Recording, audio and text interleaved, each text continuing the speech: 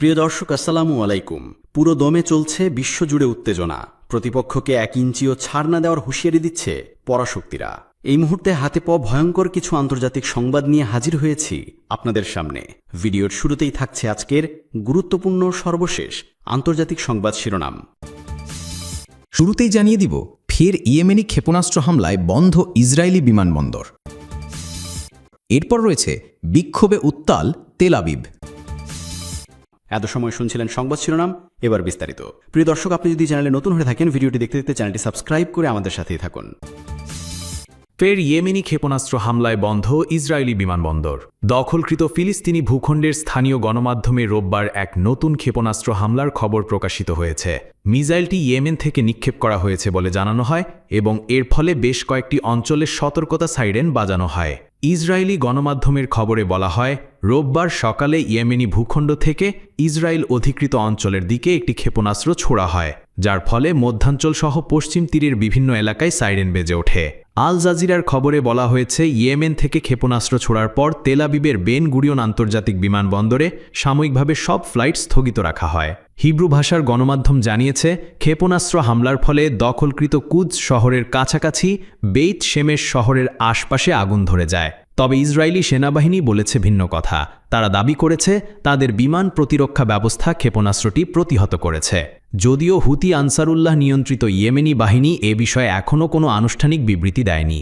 এর আগে বৃহস্পতিবারও ইসরায়েলি সেনাবাহিনী জানিয়েছিল যে ইয়েমেন থেকে ইসরায়েলি ভূখণ্ডের দিকে আরেকটি ক্ষেপণাস্ত্র নিক্ষেপ করা হয় এবং তা তাদের রাডার সিস্টেমে শনাক্ত হয়। এই ঘটনাগুলো গাজা যুদ্ধ শুরু হওয়ার পর থেকে ইয়েমেনি বাহিনীর পক্ষ থেকে চালানো একাধিক ক্ষেপণাস্ত্র ও ড্রোন হামলার ধারাবাহিকতা, যার লক্ষ্য হচ্ছে ফিলিস্তিনি জনগণের প্রতি তাদের সমর্থন জানানো।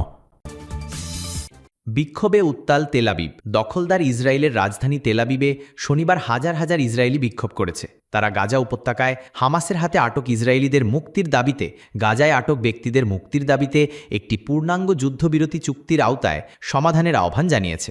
ইসরায়েলি দৈনিক ইয়েদিয়ত অহরনদ জানিয়েছে, বিক্ষোভকারীরা একটি পূর্ণাঙ্গ ও পক্ষপাতহীন চুক্তি দাবি করেছে, যাতে গাজায় আটক সব বন্দী, জীবিত বা মৃত, মুক্তি পায়। তেল আবিবের বিক্ষোভে বহু বন্দীর পরিবারের সদস্যরাও অংশ নেন। তারা যে কোনো অস্থায়ী বা আংশিক চুক্তির বিরোধিতা করে স্লোগান দেন, কারণ তারা আবারও অল্প সংখ্যক বন্দীর মুক্তি দেওয়া হতে পারে বলে আশঙ্কা করছেন।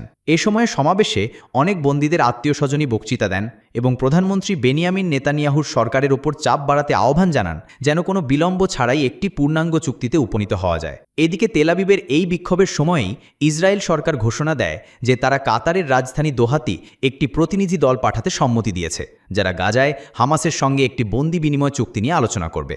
কারণ ট্রাম্পের যুদ্ধবিরতি প্রস্তাবে হামাসের পক্ষ থেকে একটি ইতিবাচক প্রতিক্রিয়া পাওয়া গেছে।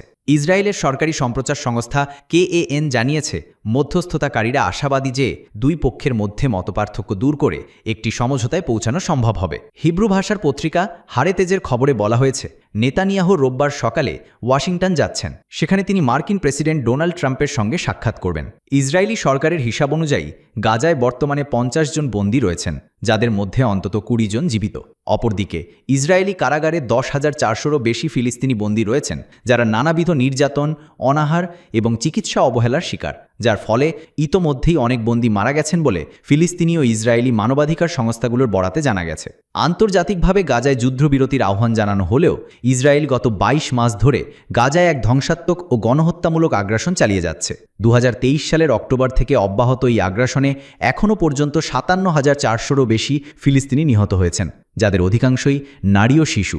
এছাড়াও গত নভেম্বরে আন্তর্জাতিক অপরাধ আদালত বা ICC নেতানিয়াহু ও সাবেক প্রতিরক্ষামন্ত্রী ইয়োভ গ্যালেন্টির বিরুদ্ধে গাজায় যুদ্ধাপরাধ ও মানবাধিকার বিরোধী অপরাধের অভিযোগে গ্রেফতারি পরোয়ানা জারি করেছে। এদিকে আন্তর্জাতিক বিচার আদালতেও গাজায় ইসরায়েলি আগ্রাসনের বিরুদ্ধে একটি গণহত্যা মামলা চলমান রয়েছে।